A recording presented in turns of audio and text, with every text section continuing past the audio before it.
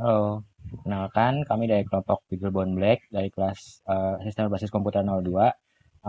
Hari ini akan menjawab beberapa pertanyaan mengenai soal pemicu yang diberikan di emas. Nah, kelompok kami terdiri dari 4 orang. Yang pertama itu ada Haidar Hanif, kedua Iva Wijanarko, yang ketiga Jonathan Eloy, dan keempat Muhammad Asad Muyasir. Nah, untuk wajah-wajahnya bisa dilihat di foto yang telah disediakan. Ya, kenalkan nama saya Ivan Wijanarko. Sekarang akan menjelaskan mengenai perbedaan mikroprosesor dengan mikrokontroller. Nah, mikroprosesor merupakan suatu komponen elektronik sebagai prosesor dari satu komputer yang terletak pada sebuah atau beberapa IC yang memiliki resistor, transistor, dioda, dan komponen elektronik lainnya.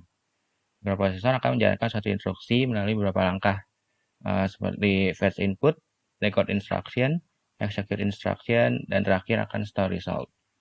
Nah, sedangkan mikrokontroller itu merupakan suatu device atau perangkat elektronik di mana komponen-komponen seperti memori dan input-output device sudah tertanam di dalamnya. Nah, mikrokontroller ini berfungsi untuk memproses dan menyimpan data. Dengan demikian, mikrokontroller sering disebut juga sebagai mini komputer atau komputer on the single chip. Nah, untuk strukturnya bisa kita lihat seperti gambar berikut. Mikroprosesor memiliki beberapa komponen, yaitu ada arithmetic logic unit atau ALU, kemudian ada register unit atau RU, dan control unit atau CU. Nah, ALU ini berfungsi untuk melakukan proses operasi matematika dan logika. Operasi matematika sederhana tersebut meliputi penjumlahan, pengurangan, perkalian, maupun pembagian. Sedangkan operasi logikanya seperti AND, OR, NOT, SOR, XNOR, NAND, dan lain-lainnya. Sedangkan kontrol unit ini berfungsi untuk mengambil instruksi dari memori dan melakukan eksekusi instruksi tersebut. Sementara memori merupakan bagian tersendiri. Nah, jadi memori ini tidak ada di dalam mikroprosesor. Jadi ini merupakan komponen tambahan yang nantinya harus ditambahkan, yang harus dihubungkan ke mikroprosesor. Sedangkan yang terakhir itu ada register unit. Register unit ini merupakan tempat menampung data sementara yang berasal dari memori sebelum diproses oleh ALU. Nah, untuk mikrokontroller, komponen-komponennya ada mikroprosesor, memory unit, input-output unit, dan timer counter. Mikroprosesor ini seperti yang sudah dijelaskan sebelumnya fungsinya. Sedangkan memory unit ini terdiri dari beberapa jenis, yaitu ada memori program atau flash memory, dan ada memori data atau data memory. Data memory sendiri dibagi lagi menjadi 2 macam, yaitu SRAM yang sifatnya sementara, dan ada yang disebut EEPROM yang sifatnya permanen. Untuk input output device, ini merupakan bagian yang terhubung langsung ke perangkat luar. Input output dapat berupa jalur data digital, data analog, ataupun bus komunikasi. Untuk timer counter merupakan bagian yang berfungsi untuk melakukan penjadwalan waktu atau timer. Selain itu, timer counter bisa digunakan untuk mengenerasi sinyal dengan frekuensi dan periode tertentu. Nah, untuk perbedaannya, ini ada beberapa aspek, yaitu yang pertama ya aspek sistem. Mikroprosesor itu lebih sering digunakan untuk sistem komputer, sedangkan mikrocontroller biasanya digunakan untuk sistem embedded. Untuk arsitekturnya, mikroprosesor akan menggunakan arsitektur von Neumann, di mana data dan program berada pada memori yang sama. Biasanya ini berukuran 32 atau 64 bit. Untuk mikrocontroller sendiri, ini menggunakan arsitektur Harvard, yaitu data dan programnya berada pada memori yang berbeda. Ukurannya bisa macam-macam, yaitu 8, 16, atau 32 bit. Yang ketiga, aspek komponen tambahan. Mikroprosesor memerlukan komponen tambahan seperti memori dan input-output device. Sedangkan mikrocontroller, komponen tambahan tadi seperti memori dan I/O device sudah ada di dalamnya. Jadi tidak perlu ditambahkan kembali. Untuk ukuran sirkuit, mikroprosesor akan lebih besar dan lebih kompleks karena memerlukan komponen tambahan tadi, sedangkan mikrocontroller akan lebih kecil dan lebih sederhana. Untuk aspek efisiensi, mikroprosesor kurang efisien jika digunakan dalam kompleks sistem, sedangkan mikrocontroller lebih efisien jika digunakan dalam kompleks sistem. Untuk aspek harga, mikroprosesor akan lebih mahal karena memerlukan komponen-komponen tambahan yang harus dihubungkan ke mikroprosesor tersebut. Sedangkan untuk mikrocontroller, harganya akan lebih murah karena semua komponen yang tambahan yang ada yang dibutuhkan mikroprosesor sudah ada di dalam mikrocontroller. Untuk aspek penggunaan daya, daya yang digunakan oleh mikroprosesor akan lebih besar dan sulit jika sumber tenaganya hanya berasal dari baterai. Sedangkan untuk microcontroller, daya yang digunakan lebih kecil, dapat menggunakan tenaga baterai sebagai sumber dayanya. Untuk fitur hemat daya, mikroprosesor kebanyakan ada mempunyai fitur ini. Sedangkan microcontroller sendiri memiliki berbagai mode pengoperasian, yaitu high performance, balance, idle, dan power saving mode. Nah, dengan demikian, microcontroller memiliki fitur untuk hemat daya. Nah, untuk aspek kecepatan pemrosesan, mikroprosesor akan lebih lambat dalam memproses karena hanya memiliki sedikit register internal. Berkebalikan dengan itu, mikrocontroller akan lebih cepat karena memiliki banyak register. Nah, kinerjanya dari mikroprosesor itu di antara 1 sampai 4 GHz. Sedangkan mikrocontroller itu di antara 1 MHz sampai 300 MHz. Kemudian aspek berikutnya ada fungsi. Mikroprosesor biasanya digunakan untuk mengambil data, kalkulasi perhitungan, manipulasi data, dan lain-lain. Sedangkan mikrocontroller untuk mengendalikan kerja mesin atau sistem melalui program yang disimpan pada ROM. Aplikasi atau penggunaannya biasanya mikroprosesor digunakan pada PC dan laptop, sedangkan mikrocontroller biasanya digunakan pada MP3 player, TV, kamera, dan lain sebagainya. Contoh dari mikroprosesor ada yang seperti kita kenal, yaitu ada Intel, AMD, dan sebagainya. Untuk mikrocontroller ada Motorola, Philips, Atmel, Microchips, dan lain-lain. Nah, kemudian saya akan menjelaskan mengenai sistem embedded. Nah, sistem embedded ini merupakan satu sistem tertanam yang terdiri dari berbagai komponen yang saling berkaitan satu sama lain. Sistem embedded ini dapat berubah suatu sistem tersendiri atau bagian dari sistem yang besar. Sistem embedded dapat dianggap sebagai suatu perangkat keras komputer dengan perangkat lunak yang tertanam di dalamnya. Nah, ada 3 komponen utama dari sistem embedded, yaitu yang pertama hardware atau perangkat keras, yang kedua ada software atau perangkat lunak, dan yang ketiga ada RTOS atau Real Timing Operating System. Ini merupakan operating system yang digunakan untuk mengatur waktu respon. Nah, sedangkan sifatnya sistem embedded memiliki 4 sifat, yaitu pertama microprocessor atau microcontroller base. Kemudian digerakkan oleh software, dapat diandalkan atau reliable, dan memiliki sistem pengendali real time. Nah, karakteristiknya itu ada beberapa. Yang pertama single function. Jadi sistem embedded ini hanya melakukan fungsi khusus atau tertentu saja, tidak memiliki fungsi yang banyak atau macam-macam. Yang kedua ada tightly constrained. Artinya batasan metrik, biasanya ukuran daya kinerja pada sistem embedded akan sangat ketat atau terbatas. Reaktif dan real time, artinya sangat dinamis mengikuti perubahan lingkungan luar dan proses data secara real time atau tanpa delay. Kemudian yang keempat ada microprocessor dan microcontroller base. Jadi embedded ini akan berbasis microprocessor atau microcontroller. Nah, sistem embedded akan dikendalikan oleh main processing core seperti DSP atau digital signal processor. Nah, kemudian ada memori, yaitu berarti bahwa sistem embedded ini sangat memerlukan memori utama, khususnya ROM, untuk menyimpan data-data dan program. Namun, sistem embedded ini tidak memerlukan memori sekunder. Kemudian sistem embedded bersifat connected, artinya sistem embedded memiliki komponen tambahan yang menghubungkan sistem dengan perangkat input-output. Kemudian ada HSW system atau hardware software system. Artinya, dalam sistem embedded, hardware digunakan untuk performa dan keamanan, sedangkan software digunakan untuk fitur dan fleksibilitas. Bahasa hardware. Nah, bahasa yang digunakan sistem embedded sendiri merupakan bahasa yang dekat dengan mesin atau bahasa hardware. Contohnya ada bahasa ADA, VHDL, Verilog, System C, Java, dan sebagainya. Nah, ini keuntungan dan kerugian dari sistem embedded. Keuntungannya itu mudah dikustomisasi. Kemudian kinerjanya lebih cepat dan harganya murah. Penggunaan daya rendah serta performanya dapat ditingkatkan. Untuk kerugiannya sendiri, sistem embedded ini sulit untuk dalam pengembangan karena ya hanya menjalankan satu fungsi tertentu saja. Nah, kemudian juga jarang ditemui pasaran. Untuk aplikasinya, biasanya sistem embedded sudah digunakan pada beberapa perangkat seperti ATM atau automatic teller mesin, kemudian handphone, kamera digital, mesin cuci mungkin, TV, dan sebagainya. Nah, untuk sistem embedded sendiri memiliki beberapa struktur, yaitu yang pertama ada sensor. Sensor ini merupakan alat yang digunakan untuk mengukur kualitas fisik dan kemudian mengubahnya menjadi sinyal listrik sebagai input. kemudian ada A to D converter.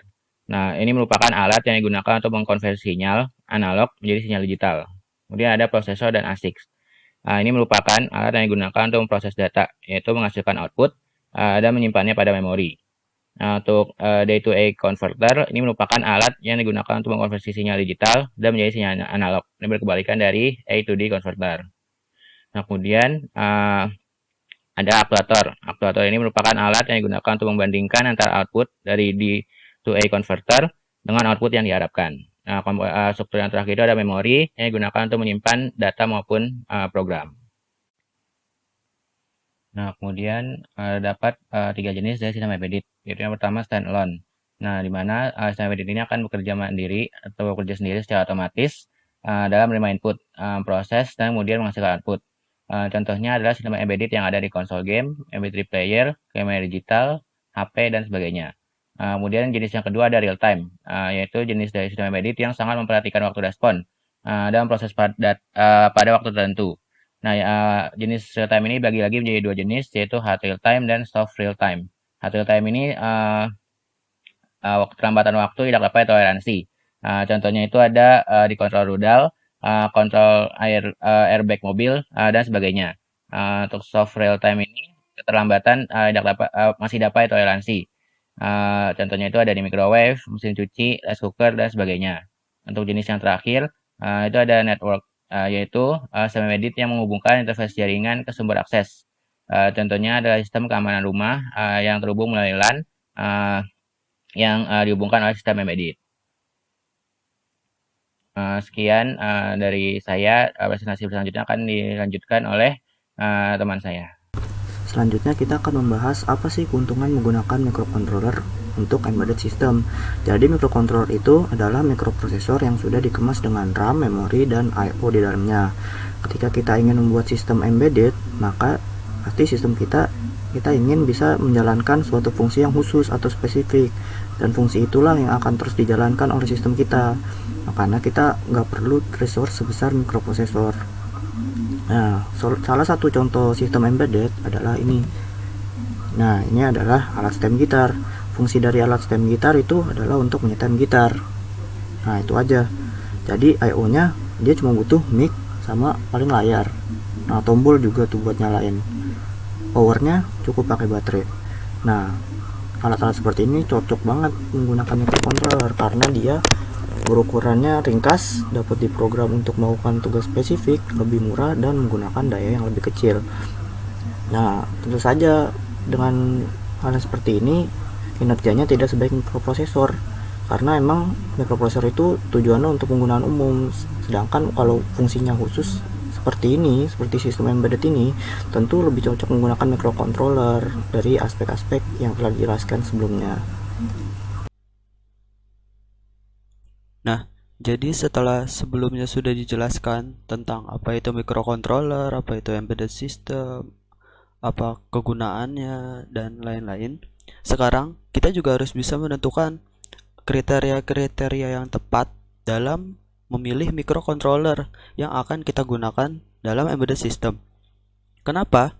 Karena microcontroller tersebut sudah terdiri dari memori, port, mikroprosesor, timer, dan lain-lain. Jadi kalau kita sudah memilih suatu microcontroller dalam embedded system kita tidak bisa mengubah misalnya jumlah memorinya atau portnya dan lain-lain. Maka dari itu, kriteria dari microcontroller sangat menyesuaikan dengan desain. Dan kriteria-kriteria yang harus disesuaikan itu merupakan kapasitas memorinya, baik RAM ataupun ROM-nya, lalu besar busnya, lalu timernya yang diinginkan, lalu jumlah input dan output, baik itu yang standar atau general purpose input output atau port-port khusus seperti serial port, I2C, ADC, DAC, atau port-port yang perlu diproses dengan cara-cara tertentu. Nah, itu adalah kriteria-kriteria pemilihan microcontroller. Lalu, sebagai contoh, jika kita ingin menggunakan microcontroller dalam embedded system kita yang membutuhkan memori sebesar 128 kilobyte dan memerlukan port input-output juga sebanyak 5 buah. Jika kita menggunakan microcontroller dengan kriteria yang sembarangan, yaitu sebagai contoh besar memorinya 512 kilobyte, sedangkan kita hanya membutuhkan 128 kilobyte, maka sisanya itu tidak akan terpakai karena kita hanya membutuhkan 128 kilobyte. Nah, kriteria microcontroller yang cocok untuk kasus ini yaitu memiliki spesifikasi memori dengan minimal tuh 128 kilobyte atau yang paling mendekati supaya yang tidak terpakainya bisa diminimalisir serta memiliki jumlah port sebanyak 5 buah atau yang mendekati juga. Dengan kita menggunakan microcontroller yang tepat, kita dapat mengurangi biaya produksi pada embedded system yang kita buat. Kita akan membahas family microcontroller 851.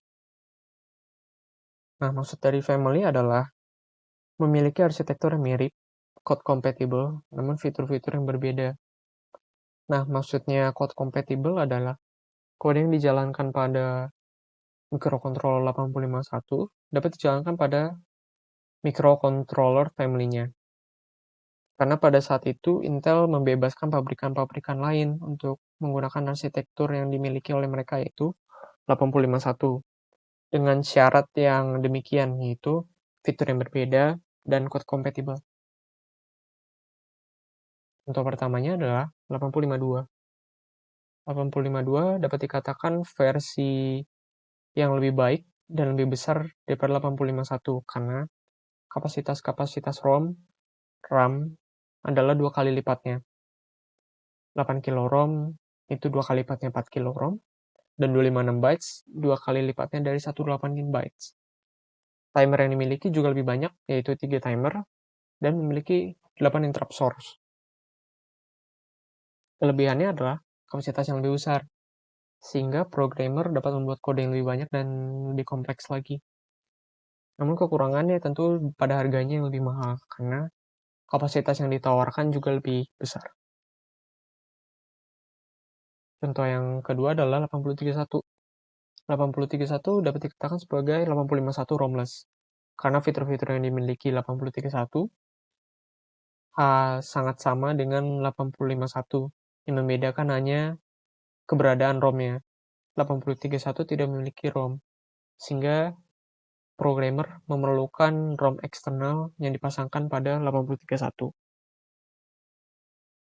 Tipe yang ketiga adalah 8751.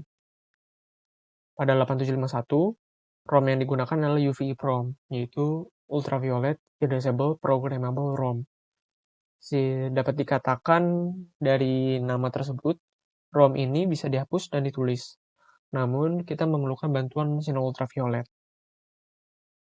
Dengan bantuan sinar ultraviolet, dalam penghapusan kode yang ada di ROM memerlukan waktu 20-30 menit. Karena dalam membuat atau menghapus kodenya menggunakan sinar ultraviolet, 8751 cukup rentan dengan sinar matahari. Sehingga diperlukan suatu penutup pada microcontroller tersebut berupa penutup gelap agar microcontroller tersebut tidak terpapar sinar matahari, sehingga kode yang di dalam 8751 tetap aman. Karena jika terpapar, maka kodenya mungkin akan terhapus atau mungkin dapat berubah. Contoh terakhir dari family microcontroller 851 adalah AT89C51.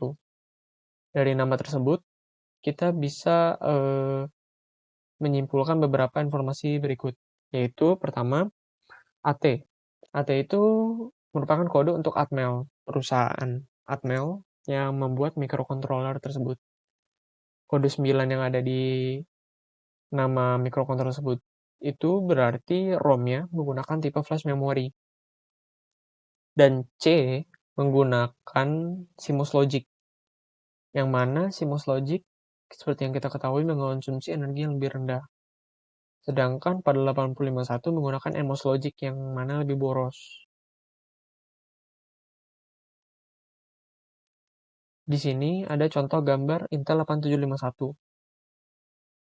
Di tengah-tengah mikrokontroller tersebut memiliki kaca yang berbentuk lingkaran, di mana di situ merupakan tempat untuk pemaparan sinar ultraviolet untuk menghapus atau menuliskan kode-kode pada program. Berikut merupakan referensi yang digunakan pada presentasi kali ini.